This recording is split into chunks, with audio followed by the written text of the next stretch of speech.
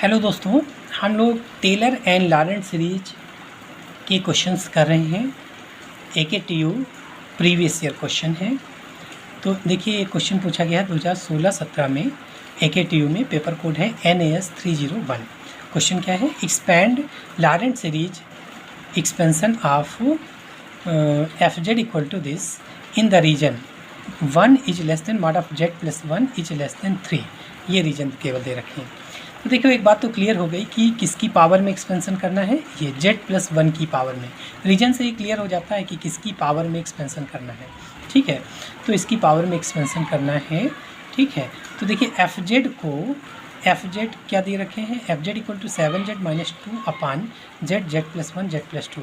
तो इसको तो हमेशा पहले नीचे फैक्टराइज करते हैं, फैक्टराइज ऑलरेडी है यहाँ, तो फिर पार्शियल फ्रैक्शन में ब्रेक करेंगे। तो A upon Z plus B upon Z plus 1 plus C upon Z plus 2। इसका LCM ले लोगे तो ये डिनोमिनेटर दोनों के कैंसिल हो जाएंगे। इधर हो जाएगा A into Z plus 1 Z plus 2 plus B into Z into Z plus 2 plus C into Z into Z plus 1, और ये तो कैंसिल हुआ 7Z माइनस 2, ये आ जाएगा। अब देखिए एक बार इसको जीरो करो Z इक्वल टू 0, फिर इसको जीरो करोगे तो Z इक्वल टू माइनस 1, इसको जीरो करोगे तो Z इक्वल टू माइनस 2। ये वैल्यू उठा के इसी में रख लीजिए। तो जब Z इक्वल टू 0 रख रहे हैं तो ये हो जाएगा minus 2 equal to Z equal to 0, तो 1 इंटू 2 A इंटू 1 इंटू 2, और Z 0 रखते ही ये 0 हो जाएगा, ये भी 0 हुआ। तो A की वैल्यू क्या हो गई? माइनस 1। फिर माइनस 1 रख लो Z की वैल्यू माइनस 1, तो माइनस 7 माइनस 2 माइनस का 9 इक्वल टू ये Z इक्वल टू माइनस 1, ये 0 हो गया, और आपका ये 0 हो जाएगा, B मिल जाएगा। तो B इंटू माइनस 1 और ये 1, माइनस 1 इंटू 1, तो B की वैल्यू क्या हो गई? 9, B की वैल्यू 9 हो गई। फिर माइनस 2 रख लो, तो माइनस 14 माइनस 2 माइनस का 16 इक्वल टू Z प्लस 2 जिसमें जी है वो 0 हो जाएगा, ये भी 0 हो गया। C इंटू Z की value minus 2 into minus 1, minus 2 into minus 1, तो C की वैल्यू क्या हो गई? माइनस का 8। ये माइनस माइनस प्लस, लेकिन इधर माइनस है, तो ये हुआ C is equal to minus 8। तो FZ क्या हो गया? Minus 1 upon Z plus 9 upon Z plus 1 plus minus का 8 अपान Z प्लस 2। ठीक है, या इसको लिख सकते हैं। अब क्या करना है? Z प्लस 1 के टर्म में लिखना होगा, जहाँ भी Z होगा उसको Z प्लस 1 बना लेंगे। तो देखिए ये Z अकेला है तो इसको Z प्लस 1 बनाओ, तो Z प्लस 1 माइनस 1 कर लिया। फिर यहाँ Z प्लस 1 ऑलरेडी है, कुछ नहीं करना, इसमें Z प्लस 1 बना लो, तो Z प्लस 1 लिख सकते हैं Z प्लस 2 को। ठीक है, तो अब क्या करना है? रीजन देख लो। रीजन क्या है? रीजन दे रखे हैं mod of Z plus 1 is less than 1, और ये लेस देन 3। तो mod of Z plus 1 equal to 1, एक सर्किल है 1 रेडियस का। Mod of Z plus 1 equal to 3, ये दूसरा सर्किल है 3 रेडियस का, जिसका सेंटर कहाँ पर है? इसको 0 कर दो, तो Z इक्वल टू माइनस 1 पर उसका सेंटर हो गया।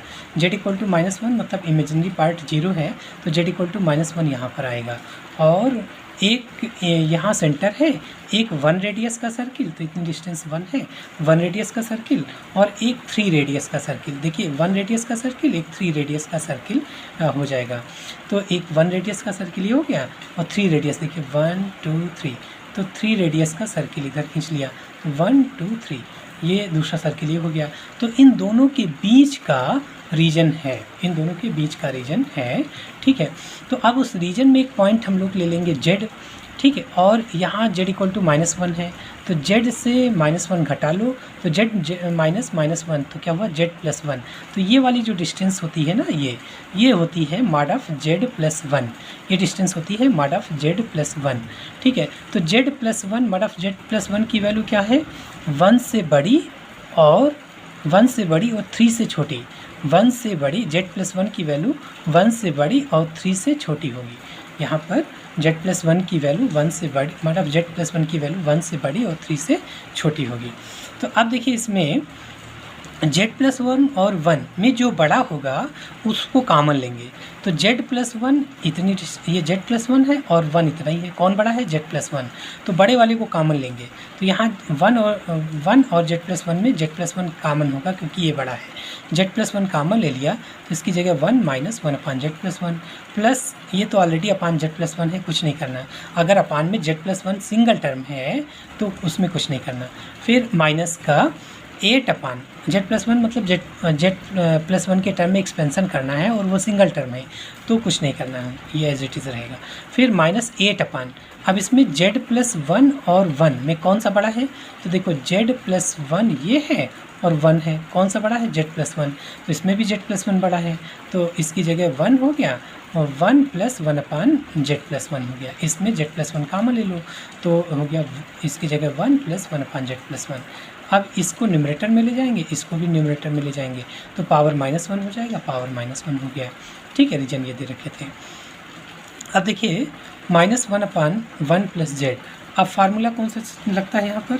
यहाँ पर फार्मूला लगता है क्या कि 1 + x की whole power -1 = 1 - x + x² - x³ plus data, और 1 - x की whole power -1 = 1 + x + x² plus x³ plus data. अगर दोनों माइनस है तो सारे प्लस, अगर ये प्लस ये माइनस है तो अल्टरनेट साइन में आएंगे। ये दो फार्मूले यहाँ पर टेलर और लॉरेंट सीरीज में ज़्यादातर कुछ ये फार्मूले लगते हैं। ठीक है, तो देखिए क्या हो गया, एक्सपेंसन देखिए 1 - x की होल पावर -1 तो 1 + x + x² plus x³ plus dot. इसका 1 - x + x, देखिए 1 + x की पावर -1 है तो 1 - x का मतलब ये 1 - x + x² - x³ plus dot. ठीक है, तो ब्रैकेट खोल दो तो -1 अपान z+1 से ब्रैकेट, देखिए इसको जो कॉमन लिया इसको न्यूमरेटर में नहीं ले जाएंगे, केवल इस टर्म को ले जाना है क्योंकि हमको z+1 के टर्म में तो चाहिए, चाहे वो डिनोमिनेटर में हो या न्यूमरेटर में हो, हमको z+1 के टर्म में एक्सपेंसन चाहिए। ठीक है, तो क्या किया, ब्रैकेट खोल दो, इससे ब्रैकेट खोल दो तो -1 upon z+1 -1 upon z+1 whole square -1 upon z+1 whole cube dot dot, ये प्लस का 9 अपान z+1 माइनस का 8 अपान z+1 और प्लस का 8 upon z+1 whole square -8 upon z+1 whole cube dot dot. अब सेम पावर कलेक्ट कर लो तो z+1 z+1 z+1 ये मिलके प्लस का 1 अपान z+1 आ गया और ये कैंसिल हो गया तो z+1 तो सब कैंसिल हो गया। होल स्क्वायर देखो z+1 का होल स्क्वायर एक ये है एक ये है तो 7 - 1 वो 8 - 1 7 अपान z+1 का होल स्क्वायर। फिर देखिए माइनस का 8 है होल क्यूब, z+1 का होल क्यूब एक ये है एक ये है, ये माइनस का 8 और -1 माइनस का 9 अपान z+1 होल क्यूब। फिर अगला 7 अपान z+1 की whole power 4 minus dot dot. ये टेलर एक्सपेंसन है या लॉरेंट एक्सपेंसन है? अगर अपान में जिसकी पावर में एक्सपेंसन करना है वो अगर अपान में टर्म आते हैं, जैसे z+1 की पावर में करना है और वो अपान में है, डिनोमिनेटर में है, तो ये लॉरेंट एक्सपेंसन होता है। तो which is an Laurent expansion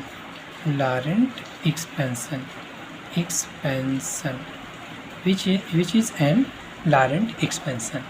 question में कहा भी था कि लॉरेंट एक्सपेंसन करिए, है ना, एक्सपेंड लॉरेंट सीरीज एक्सपेंसन। ठीक है, तो इस तरीके से क्वेश्चन होते हैं, बहुत ही आसान है। बस यहाँ पर जो कॉमन लेने वाला पोर्शन है और रीजन, इसको समझना होता है हमें। ठीक है, थैंक यू।